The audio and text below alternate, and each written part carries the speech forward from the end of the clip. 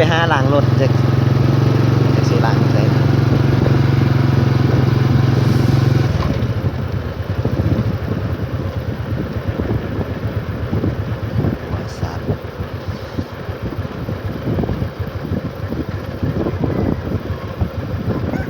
หมอกเต็มเลยมืดตึ๊บ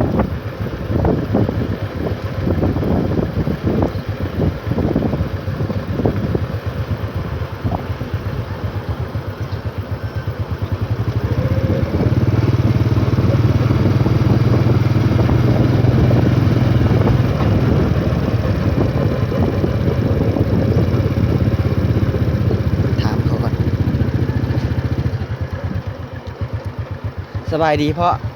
อันแค่นี้มีหานล้างรถบ่หานล้างรถแม่นล่ะอ๋อเด้อขอบใจหลายๆสิล้างรถแม่นแม่นโอ้มันต้นไรเนาะ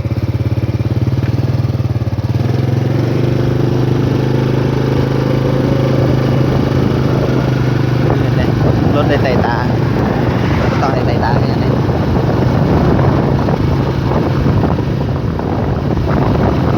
จะก่อนละกัน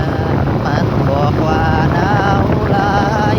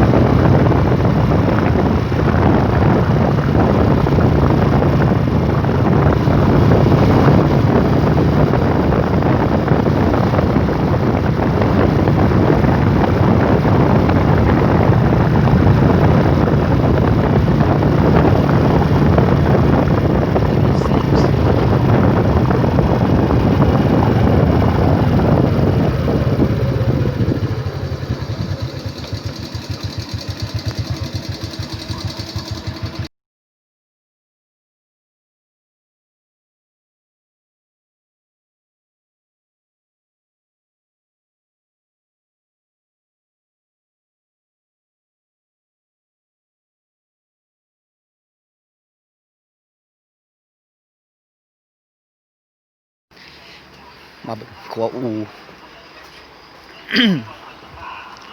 ขัวนำอย่างนี้นำสั้น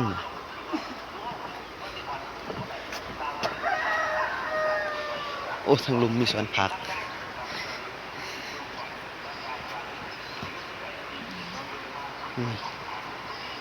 มืดเลยหมอกร้ายขนาดมีสวนผัก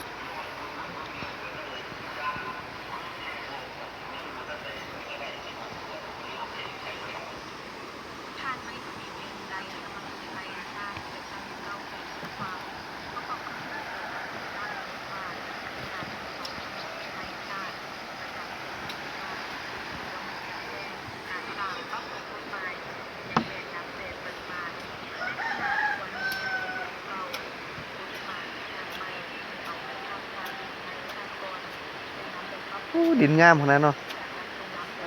ว่าดินงามขนาดน้ำไม่ยั้งกันเนี่ยน้ำสั้นเนาะหมอกขนาดเลย